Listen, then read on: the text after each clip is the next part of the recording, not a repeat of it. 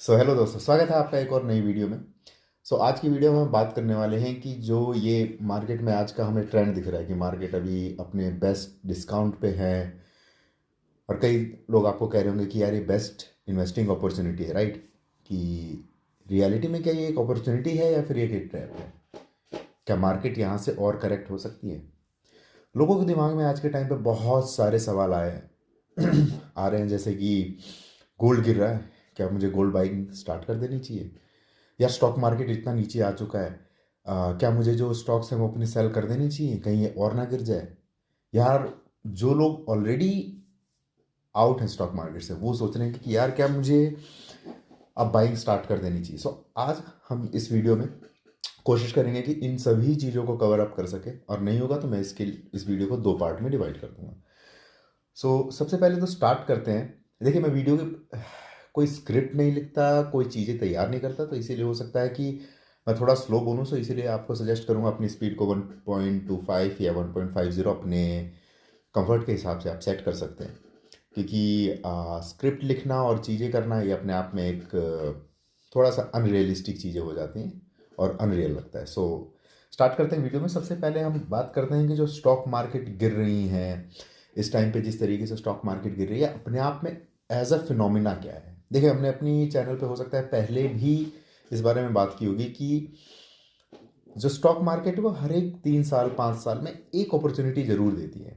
और मैं इस चीज़ से बिल्कुल अग्री करता हूँ कि जो ये अभी ईरान वाला कॉन्फ्लिक्ट है जो मिडिल ईस्ट में इरप्ट हुआ, ये अपने आप में एक बहुत बड़ी इन्वेस्टमेंट अपॉर्चुनिटी है। कई बार लोग मुझ पे हंसते भी हैं, गुस्सा भी करते हैं जब मैं लोगों को कहता हूँ यार कोविड तो मेरे लिए बड़ा अच्छा रहा, राइट?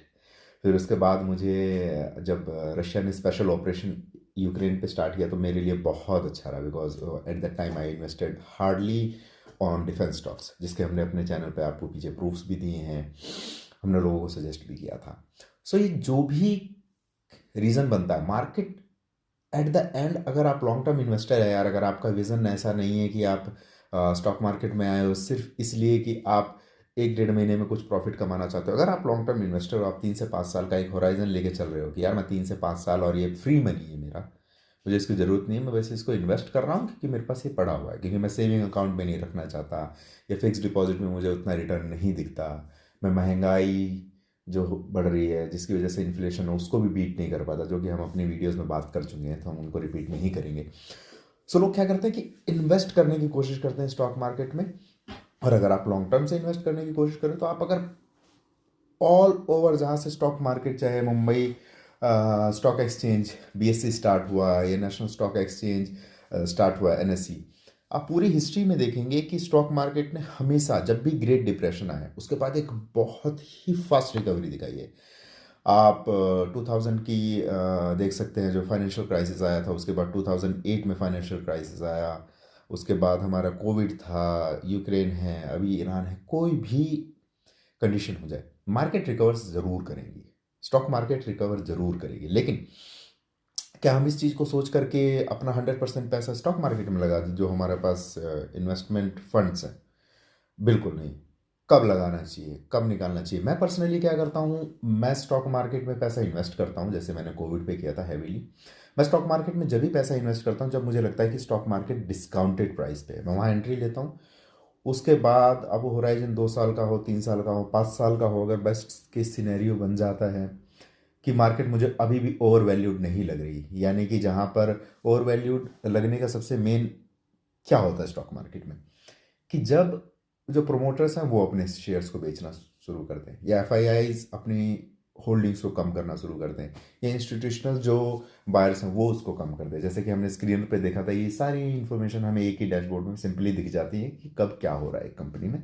स्क्रीनर मैं अपने आप में एक सजेस्ट करता हूँ टूल जो सभी को यूज़ करना चाहिए। सो आगे बढ़ते हुए हम देखेंगे, ये तो हो गया वो प्रोस्पेक्ट उन लोगों के लिए जो थोड़ा सा मार्केट को स्टडी कर सकते हैं, वो डिजिटली साउंड है। लेकिन हमने पहले दिन से कहा हमारे टॉप चैनल पे हम उन लोगों के लिए भी कहीं ना कहीं इन्वेस्टमेंट का एक गाइड तैयार करने की कोशिश करते हैं जो ज़्यादा साउंड नहीं है, जो ज़्यादा डिजिटली साउंड नहीं है, जो चेक नहीं कर सकते, जो स्टडी नहीं कर सकते। आपके लिए क्या बेस्ट रहेगा, हम उस पर भी आएंगे। हम इस पर भी बात करेंगे कि एक जो सेफ इन्वेस्टर है, जो ज़्यादा रिस्क नहीं लेना चाहता, ज़्यादा प्रॉफिट भी नहीं कमाना चाहता, उसके लिए भी क्या इन्वेस्टमेंट का आगे का होराइजन होना चाहिए भी इस वॉर लाइक कंडीशन में। सेकंड वो इन्वेस्टर होता है जो मिड टाइप में होता है, जो थोड़ा रिस्क ले सकता है and all. And third type के इन्वेस्टर जो कि मैंने अपने चैनल पर बोला, जो धुरंधर बाजीगर टाइप में होते हैं, राइट। सो आगे बढ़ते हुए वीडियो में आपको मैं बताना चाहूँगा, देखिए जैसा हमने डिस्कस किया कि हर 3-4 साल में, 5 साल में एक मार्केट में अच्छी करेक्शन आती है, एक डिस्काउंट आता है, और आप कभी भी डिप को नहीं पकड़ सकते, राइट, कि आप सबसे बॉटम पे नहीं खरीद सकते, वो सबसे इंटेलिजेंट इन्वेस्टर भी नहीं कर सकता। तो आपको क्या करना होता है, जब आपको अब पता है कि ईरान वॉर में अब कहीं ना कहीं एक फाइनल स्टेज आने वाली है, सो आप हर वीक अपना जो इन्वेस्टमेंट है, आप उसका 2%, 5%, कुछ अमाउंट का इन्वेस्टमेंट स्टार्ट कर सकते हैं जब आपको लग रहा है कि अब सॉल्यूशन आ सकता है। अभी ईरान वॉर मैं पर्सनली मानता हूँ कि स्ट्रेच होगा, और वो स्ट्रेच होता रहेगा। मैं अपने चैनल पे पहले भी वीडियोस बना चुका हूँ कि जब भी एक बड़ी पावर अपनी गद्दी से उतरती है तो कॉन्फ्लिक्ट्स आते हैं, वॉर्स आते हैं, और इंस्टेबिलिटी आती है मार्केट में, जो कि आपको सीरियस स्टेप में देखने को मिलेगी। चाहे वो आप देखें जब ऑटोमन एम्पायर गिरा था, उसके बाद चलिए उस टाइम पे स्टॉक मार्केट की इतनी अगर लोगों को समझ नहीं, इतनी हिस्ट्री नहीं कर सकते, तो आप देख लीजिए ब्रिटिश एम्पायर, अभी रिसेंट की बात है हमारे लिए तो ह्यूमन हिस्ट्री में। सो जब आज से करीब 70 साल पहले, 80 साल पहले जब ब्रिटिश एम्पायर का डिक्लाइन हुआ, तो आप देखेंगे कि पहले वो हेजमन हुआ करता था, मतलब वो एक सिंगल पावर हुआ करता था। जब उसका डिक्लाइन हुआ तो जापान निकला, रशिया निकला, यूएस निकल के आया एज ए सुपर पावर। और जब इनका अभी कहीं ना कहीं आप देखोगे कि जब डिक्लाइन हुआ और जब यूएस बड़ी ताकत बन के उभरा तो वॉर्स हुई। सो मैं इसीलिए कहता हूँ हमेशा कि यूएस का जो डिक्लाइन है, ऐसा नहीं है कि यूएस के डिक्लाइन होने से पूरी दुनिया ख़त्म हो जाएगी, या फिर पूरी जो फाइनेंशियल इंस्टीट्यूशन है वो सब गिर जाएगा और मार्केट क्रैश होकर ख़त्म हो जाएगा। और ये कोई वन डे स्टोरी नहीं होने वाली। कई लोगों के माइंड में ये भी सवाल आता है। मेरे को एक मेरे नोन ने बड़ा इंटरेस्टिंग क्वेश्चन पूछा है, जब उसको पता चला कि यार हमारे चैनल से कि यूएस पे 38 ट्रिलियन का डेप्ट है, और जो कि उसकी इकोनॉमी साइज से भी कहीं ना कहीं बड़ा है, ठीक है। तो ये वाज लाइक कि यार वो रीपे कैसे करेगा, क्या उस कंट्री पे कब्जा हो जाएगा? सो देखिए, इसको आप इस तरीके से लिख सकते हो कि एक ना स्कूल का एग्जांपल लो, जब एक ना बहुत पावरफुल मसल वाला बंदा है जिसकी बहुत स्ट्रांग मसल्स है, राइट, ये उसके पास मिलिट्री मिट्स तो है ही, आप सभी जानते हो, और उसको आपने उधार दे दिया, जो इंसान पावरफुल है मसल से, और वो कल को कह दे कि भाई मैं तो तेरा पैसा वापस नहीं दे रहा, आप क्या कर सकते हो? एक ही ऑप्शन बचता है, लड़ना, जो आप कर नहीं सकते। दूसरा ऑप्शन बचता है, आप आगे से कभी उससे अपना रिश्ता नहीं रखोगे, उससे बिजनेस नहीं करोगे। तो मैं इस चीज़ को सिंप्लीफाई वे में आपको समझाया, लेकिन इन अ मोर कॉम्प्लेक्स वे अगर समझाने की कोशिश करूँ तो यूएस का जो डेप्ट है और जो यूएस का डिक्लाइन है, जो डॉलर है, ये सभी कहीं ना कहीं सभी चीज़ें मिक्स्ड है। जो हमने बात भी की थी अपने चैनल पे, किस तरीके से डॉलर की साख को बचाए रखने के लिए और अपने डेप्ट को कवर करने के लिए यूएस क्रिप्टो करेंसीज का यूज़ करेगा, और सारी ये जो चीज़ें हैं, आप पिछली मेरी 2 वीडियोस को चेक कर सकते हैं उसमें, जिसमें हमने डॉलर के बारे में बताया कि डॉलर क्या है, कैसे वो पावरफुल बना, उसकी पावर कैसे है, कैसे वो डिक्लाइन करेगा, या कैसे वो यूएस जो अपने डेप्ट को कवर करने वाला। तो इन सभी चीज़ों को हमने पिछली 2 वीडियोस में कवर किया। तो उसको छोड़ते हुए आगे बढ़ेंगे और बात करेंगे कि अभी हमें इन्वेस्टमेंट होराइजन पे क्या करना चाहिए। देखिए, सबसे पहले तो हम बात करते हैं सेफ इन्वेस्टर्स की, जो कि सेफ रहना चाहते हैं। देखिए, अभी स्टॉक मार्केट अपने आप में एक ऐसी मार्केट है जहाँ पे बहुत ग्रेट डिस्काउंट्स आ चुके हैं। मैं इसको डिस्काउंट्स ही कहता हूँ, क्योंकि मुझे मार्केट में हमेशा भरोसा है कि वो रिकवर तो करने वाली है। ऐसा तो है नहीं कि टाटा, रिलायंस या फिर इंडियन स्टॉक्स, ये बड़े स्टॉक्स खत्म हो जाने वाले, बिल्कुल भी नहीं होंगे, बल्कि वो कंसोलिडेट होकर और अच्छा ग्रो करने वाले आने वाले टाइम में। सो आगे चल के हम देखते हैं कि सबसे पहले सेफ इन्वेस्टर्स के लिए तो ऑब्वियस चीज़ें मैं हमेशा कहता हूँ कि आज के टाइम पे रियल स्टेट में इन्वेस्ट करें। रियल स्टेट में भी ज़्यादा से ज़्यादा कोशिश करें कि आप प्लॉट्स पे फोकस करें,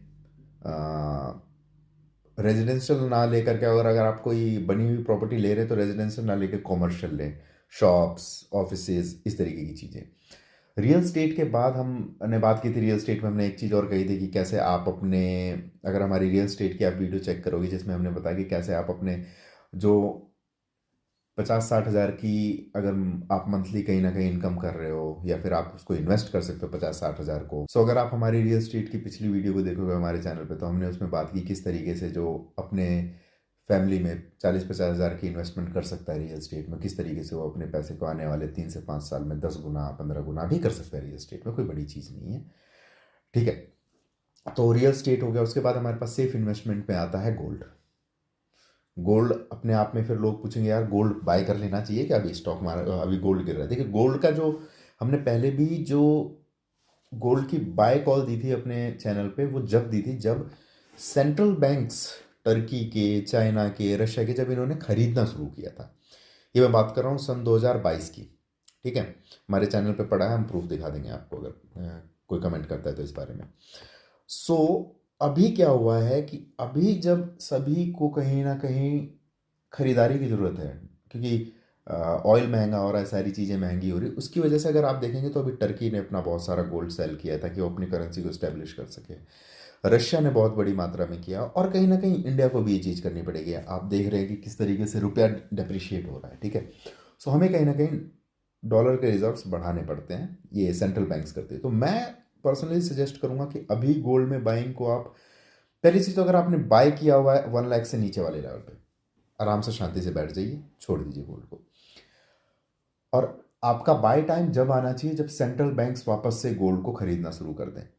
अब हो सकता है कई लोग कहेंगे यार मैं कहाँ से ट्रैक करूँगा। सिंपल, जैसे ही आपको लगे ईरान वॉर सॉल्व हो गया है, अगले दिन जा करके एक परमानेंट सॉल्यूशन आ गया है, अगले दिन जा करके आप गोल्ड को बाय कर सकते हैं, क्योंकि उसके बाद जैसे ईरान वॉर शांत होता है, गोल्ड के प्राइजेस में आप एक अच्छी रिकवरी देखेंगे। हमने गोल्ड पे बात कर ली, अब आते हैं स्टॉक मार्केट में। देखिए जो मिड टाइप हैं, जो थोड़ा रिस्क ले सकते हैं, मैं तो यही सलाह दूंगा कि आप स्टॉक मार्केट में इन्वेस्टमेंट स्टार्ट कर दीजिए।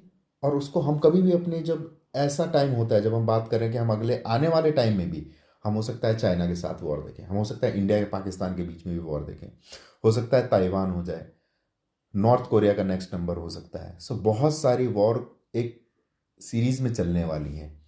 सो इसीलिए जो सेफ रखना चाहते हैं वो अपने पोर्टफोलियो को हमेशा डाइवर्सिफाइड रखें। Safe investor, real estate, gold, stock market, और जो थोड़े से बाजीगर धुरंधर टाइप है वो क्रिप्टो मार्केट को भी देख सकते हैं अपने पोर्टफोलियो में। 8 से 10% के एक पोर्शन के साथ आप क्रिप्टो मार्केट को, क्रिप्टो करेंसीज को भी होल्ड कर सकते हैं। क्रिप्टो करेंसीज हमने एक डेडिकेटेड वीडियो बनाई थी कि उसमें इथेरियम हो सकता है, बिटकॉइन हो सकता है, सोलाना हो सकता है। ये मेरी टॉप 3 पिक्स कह सकते हैं जो मैं पर्सनली वो करता हूँ। ये कोई अगेन इन्वेस्टमेंट एडवाइस कभी नहीं है, बट आप उसको। कमिंग ऑन स्टॉक मार्केट, सभी को पता चल गया यार स्टॉक मार्केट में भी इन्वेस्ट करना है धीरे धीरे, और जब ईरान का वॉर पूरी तरीके से खत्म हो जाए तो फिर हैविली इन्वेस्ट करना है, क्योंकि मार्केट बहुत फास्ट रिकवरी दिखाने वाली है। आप सोच भी नहीं सकते, उससे भी फास्ट आप पकड़ भी नहीं पाओगे। हो सकता है ईरान वॉर का कोई सॉल्यूशन आ जाए और रातों रात अगले दिन मार्केट जब ओपन हो तो आप उस पर उसको कैचअप भी नहीं कर पाओगे, इतनी फास्ट रिकवरी। सो बेहतर है धीरे धीरे इन्वेस्टमेंट को स्टार्ट करें। और कौन से सेक्टर को अभी हमें ऑन टॉप प्रायोरिटी रखना चाहिए, लुकिंग टूवर्ड्स कि यार हमने बात की कि ग्लोबल वॉर्स हैं, नॉर्थ कोरिया हो सकता है, ताइवान हो सकता है, और यूएस अपनी कहीं ना कहीं हेजेमनी को बचाने के लिए, अपनी पावर को बचाने के लिए वो वॉर्स करेगा। क्योंकि अभी देखिए वॉर्स काइंड, जब पूरे वर्ल्ड में ऑयल के प्राइसेस सर्ज हुए तो सभी को डॉलर्स की ज़रूरत है। तो सभी को जब डॉलर की ज़रूरत है, क्योंकि अभी डॉलर कोई रिप्लेस नहीं हुआ है, और ये एक दिन में रातों रात कोई ऐसा नहीं होने वाला कि यार ब्रिक्स करेंसी आ गई, इंडिया, चाइना, रशिया और ब्रिक्स नेशंस ने मिलकर अपना गोल्ड रखा एक जगह और उसके बेस पे एक करेंसी लॉन्च कर दी और ब्रिक्स करेंसी कल से यूज़ में आ गई। नहीं, डॉलर को अभी कहीं ना कहीं डिक्लाइन होने में 10-15 साल, 20 साल का होराइजन लग सकता है। हाँ, यूएस गवर्नमेंट इसको फास्ट भी कर सकती है अगर वो डॉलर को और एज अ वेपन यूज़ करते हैं, जैसे इन्होंने रशिया का पूरा जो फंड था वो ब्लॉक करके किया, या फिर इन लोगों ने जिस तरीके से 2000, आप देख सकते हैं कि 22 से लेकर 26 के बीच में जो प्रिंटिंग को जिन्होंने फास्ट किया, जिस तरीके से इन्होंने डॉलर्स प्रिंट किया, आप 2019 से ले सकते हैं, कोविड के बाद से अब तक। सो वो बहुत बड़ा नंबर था, जिससे कि कहीं ना कहीं आपकी और हमारी जेब पे फ़र्क पड़ता है। क्योंकि देखिए आपको लगता है कि यार आपने जो पैसा रखा हुआ है स्टॉक मार्केट में रखा हुआ है, या जो इंडिया का पैसा है वो सिर्फ आईएनआर में, आपने तो आईएनआर में इन्वेस्ट किया हुआ, डॉलर गिरेगा आपको क्या फ़र्क पड़ता है। लेकिन आपकी गवर्नमेंट के पास तो डॉलर है, हमारे फॉरेन रिजर्व में डॉलर है, जिससे कि हम लोग डायरेक्ट इम्पैक्ट होंगे। और हम जो भी चीज़ इंपोर्ट करते हैं वो कहीं ना कहीं हम रुपये में खरीदते हैं, लेकिन हमारी इंडियन सरकार उसको डॉलर में ही खरीदती है, ट्रेड डॉलर में ही हो रहा है। सो डॉलर की कहीं ना कहीं इस चीज़ पे शॉर्ट करते हुए हम वापस आएंगे, ताकि हम टॉपिक से ज़्यादा ना भटक जाएं, कि हमें स्टॉक मार्केट में कहाँ इन्वेस्ट करना है। सो स्टॉक मार्केट में हमारे टॉप पिक्स क्या हो सकते हैं, कि किस किस सेक्टर को हम वॉर लाइक कंडीशन में, जैसे हमने बात की थी, कि हमें देखना चाहिए। सबसे पहले तो डिफेंस स्टॉक है, और छोटे डिफेंस स्टॉक्स को कृपया करके ना देखें कि कोई स्टार्टअप है जो कि ड्रोन्स बना रहा है तो हम जाते हैं यार ये ड्रोन बनाने वाले हैं इनको ले लेते हैं, नहीं। मेरे टॉप पिक्स हमेशा बड़ी कंपनीज रहती हैं। मैं कोशिश करता हूँ कि अगर कोई प्राइवेट सेक्टर की मुझे कंपनी मिल जाए जो कि इंडिया में थोड़ा सा भी पॉसिबल कम है बट आने वाले टाइम में हो रहा है, ठीक है। तो जो पब्लिक सेक्टर है, पीएसयूज हैं, सेमी गवर्नमेंट या गवर्नमेंट कंपनीज, उनको थोड़ा इग्नोर करता हूँ। बट अगेन मेरे कुछ फेवरेट मैं हमेशा रखता हूँ, जैसे एचएएल है, पारस है, बीडीएल है, और भी कई कंपनीज हैं जो कि आपको खुद डिफेंस में देखनी चाहिए, स्टडी करना चाहिए। प्राइवेट सेक्टर में हो सकता है गवर्नमेंट अभी कुछ टेंडर्स हो सकता है अडानी को, टाटा को, रिलायंस को भी डिस्ट्रीब्यूट करे, क्योंकि इसमें एक कैपिटल इंटेंसिव बिजनेस है। सेम आप यूएस मार्केट में भी इन्वेस्ट कीजिए। ऐसा नहीं है कि कोई यूएस मार्केट रातों रात क्रैश होने वाला, आपको वहाँ पे भी इन्वेस्ट करना होगा, क्योंकि यूएस डिक्लाइन करेगा, डॉलर डिक्लाइन होगा। यूएस जो आज मोनोपोलिस्ट बन के बैठा था आज वो नहीं है, मैं तो ये कहता हूँ वो ऑलरेडी नहीं है। अब ईरान उसको चैलेंज कर रहा है, रशिया उसको चैलेंज कर रहा है, उसके सैंक्शन के बाद आज बैठा हुआ है। चाइना खड़ा हो चुका है, इंडिया अपनी खुद की पॉलिसीज़ बना रहा है। सो आप देखेंगे कि यूएस ने भी कहीं ना मोनोपोली वाला वो जो मूड है वो छोड़ दिया है। उसने भी क्या किया, यूरोप को बोल दिया भाई तुम्हें स्टेट ऑफ हॉर्मुज से तेल निकलवाना है ना, तुम निकलवा लो, मैं सिक्योरिटी गारंटी नहीं ले रहा, मैं कोई दादा नहीं हूँ। क्योंकि उसको अपने खर्चे कम करने हैं, इनकम को बढ़ाना है, ताकि अपने वो जो डेप्ट है वो उसको मैनेज करे। और उसको मैनेज करना आता है, वो अच्छे से मैनेज कर भी लेगा, दे आर वेरी स्मार्ट। सो उनकी टेक्नोलॉजीज कंपनी में जो कंपनी न्यू टेक में कहीं ना कहीं इन्वेस्ट करें, चाहे वो आर्टिफिशियल इंटेलिजेंस हो, चाहे वो आईटी सेक्टर की कंपनीज हो।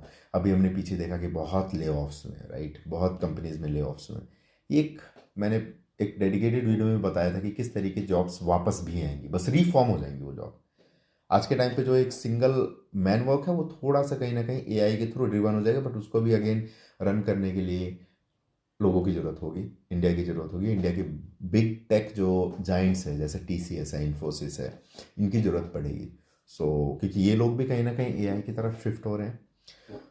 वीडियो में हम आगे बढ़ेंगे और हम बात करेंगे कि अब जब हमने सबसे मेन पिक कर ली कि अपनी हमने डिफेंस स्टॉक्स रख लिए, सेकंड जो मेरा फेवरेट आता है वो हमेशा एनर्जी स्टॉक्स आते हैं डिफेंस के बाद, क्योंकि एनर्जी ही नेक्स्ट फ्यूल है। और एनर्जी में मैं जो मेन फोकस रखता हूँ ग्रीन एनर्जी के साथ साथ मैं हमेशा न्यूक्लियर पावर कंपनीज को भी देखता हूँ जो न्यूक्लियर पावर से कहीं ना कहीं एनर्जी को एक्सट्रैक्ट कर रहे हैं, जो आज का सबसे बेस्ट अभी तक का मेथड है। हम उसमें नहीं जाएंगे कि कितने क्या प्रॉब्लम्स हैं या चीज़ें हैं, लेकिन वो कॉस्ट इफेक्टिव है और आज के टाइम पे सबसे ज़्यादा मुझे लेजिट लगता है, और लेजिट के साथ मुझे सबसे ज़्यादा प्रैक्टिकल लगती है वो चीज़। हम सेकंड एनर्जी स्टॉक्स पे जा सकते हैं, जैसे कि रिलायंस पावर एक थोड़ा सा रिस्की स्टॉक हो सकता है बट अगेन अच्छा स्टॉक है। देन आफ्टर मैं कहीं ना कहीं कुछ बैंकिंग स्टॉक्स को भी आपको रेकमेंड करूंगा, लेकिन बैंकिंग सेक्टर में भी जो टर्मोइल है उसको देखते हुए तो मैं सजेस्ट करूंगा कि थोड़ा सा दूर रहिए, या फिर बेहतर है कि आप बैंक बीज में, निफ्टी बीज में इन्वेस्ट कीजिए, जो बैंक की बीज बनी होती है। क्योंकि देखिए अभी आईडीएफसी का कहीं ना कहीं जो सामने आया, मैंने तो अपना पर्सनली मैं अच्छा खासा अमाउंट होल्ड करता था, मैंने वो आउट कर लिया आईडीएफसी फर्स्ट बैंक से। वो लोग कहीं ना कहीं उनको फंड्स की ज़रूरत थी, तो उन्होंने अभी मंथली पर मंथ वो लोग 7 to 8% आई गेस इंटरेस्ट भी दे रहे हैं। उसके बाद एच हो गया, एच का भी आपको अभी कहीं ना कहीं एक अच्छी खासी न्यूज़ आई होगी। मैं कोई वर्ड यूज़ नहीं करूँगा क्योंकि अभी कोई प्रूवन फैक्ट नहीं है और बहुत बड़ा जाइंट बैंक है, बट मैं एच से भी आपको दूर रहने की सलाह दूंगा। अब एक्सिस हो गया, आईसीआईसी बैंक हो गए, जियो फाइनेंस एक अच्छा ऑप्शन है मेरे हिसाब से, जियो फाइनेंस की तरफ भी आपको देखना चाहिए। ये सभी डिस्काउंटेड अभी कहीं ना कहीं स्टॉक्स हैं। हमने 3 सेक्टर्स की तो ऑलरेडी बात कर ली है, जिसमें कि हमारा डिफेंस, एनर्जी और बैंकिंग सेक्टर हो गया। और ऑब्वियस सी चीज़ है, फोर्थ हमारा हमेशा टेक रहने वाला है, जैसे कि मैं खुद आईटी बिजनेसमैन हूँ। मैं आईटी स्टॉक्स की तरफ हमेशा बड़े सही तरीके से देखता हूँ, ठीक है। ये 4 अभी सेक्टर्स हैं। मैं हो सकता है आने वाले टाइम में आपको कोई डेडिकेटेड वीडियो भी चैनल पे ला के दूँ, जिसमें कि हम पिक करेंगे स्टॉक्स को, देखेंगे किस तरीके से हम पिक करते हैं। ये मेरी कोशिश रहती है, लेकिन इसमें बहुत टाइम जाने वाला, तो इसीलिए मैं भी इस चीज़ को कर नहीं पाया, बट मैं कोशिश करूँगा कि आने वाले वीक्स में हम इस चीज़ को कोशिश करें और इसको बना सकें। आगे बढ़ते हुए वीडियो में हम एक चीज़ और बात करेंगे कि जो बिल्कुल रिस्की इन्वेस्टर्स हैं, जैसे कि हमने अपने चैनल पर भी बात करी थी कि यार हमें ना थोड़ा सा जो फ्यूचर टेक है, जो क्रिप्टो है, जो फाइनेंस का सेक्टर है जिसका फ्यूचर कहीं ना कहीं क्रिप्टो करेंसीज हैं, सो क्या हमें उधर भी इन्वेस्ट करना चाहिए? बिल्कुल। लेकिन मैं अगेन उस डिस्क्लेमर के साथ क्रिप्टो को यूज़ करता हूँ कि आपका 8 से 10% का पोर्टफोलियो ही होना चाहिए, और वो पैसा होना चाहिए जो कल को वाइप आउट हो जाए तो आपको डरना हो। लेकिन ये सिर्फ उन्हीं लोगों के लिए है जिनके अंदर एक कहता है ना कि यार ये बिलीव है कि आगे आने वाला जो फ्यूचर है वो टेक का है, एआई का है, डिजिटल इंफ्रास्ट्रक्चर का है। उन कंपनी, उन लोगों के लिए है क्रिप्टो स्टॉक्स। सो अब उसके बाद हम देखते हैं कि यार पूरा जो मार्केट का हमारा होराइजन बना हुआ है, जो हम इन्वेस्ट कर रहे हैं सभी पैसे को, उसको हमें हमेशा कभी भी स्टॉक मार्केट में हमें पैसे को कभी भी ऐसा नहीं होता कि एकदम से हमें कोई अपॉर्चुनिटी दिखे और हम बल्क में डाल दें। जैसे कि अभी ईरान वॉर सॉल्व होता है और हम क्या करते हैं कि यार जितना पैसा हमारा या तो हमने स्टॉक मार्केट से बेच के निकाला था उसको एकदम से उसमें उड़ेल दिया, या फिर जो हमारे पास पूरा था। हमें हमेशा 60 to 70% ही इन्वेस्टेड होना चाहिए। और जब हमें लगता है कि यार अब ये ओवर वैल्यूड हो गया, उसको भी सेल आउट कर दीजिए। 10 से 15% इन्वेस्टेड रहिए। यानी कि आपके हाथ में हमेशा लिक्विड फंड होना चाहिए, आपके पास हमेशा लिक्विड पैसा होना चाहिए, जिसको कि जब भी मार्केट में कोई करेक्शन आए, डिप्रेशन आए, आप उसको बेच के लगा सके। मान लीजिए अगर आपने ईरान के वॉर के बाद आपने तुरंत उसमें सारा इन्वेस्ट कर लिया और नई वॉर खड़ी हो जाती है, यूएस हो सकता है, चाइना हो सकता है कि ताइवान पे कर दे, या नॉर्थ कोरिया कोई इशू क्रिएट कर दे। सो ऐसे टाइम के लिए आपको हमेशा सोच करके, हमेशा इन्वेस्टमेंट के बाद भी आपके पास 20 से 30% का जो आपका एक लिक्विड फंड है वो आपके पास हमेशा होना चाहिए, कि जब मार्केट करेक्ट हो, एक अच्छी करेक्शन आए, तो आप वहाँ पे इन्वेस्टमेंट भी कर सकें। क्योंकि हमेशा पॉसिबल नहीं होता कि हम स्टॉक्स को सेल आउट करके निकल पाएँ, जैसे हमने अगस्त 2023 में किया था, राइट, 2024 में, सॉरी, हमने 24 में सारी सेल आउट कर दी थी।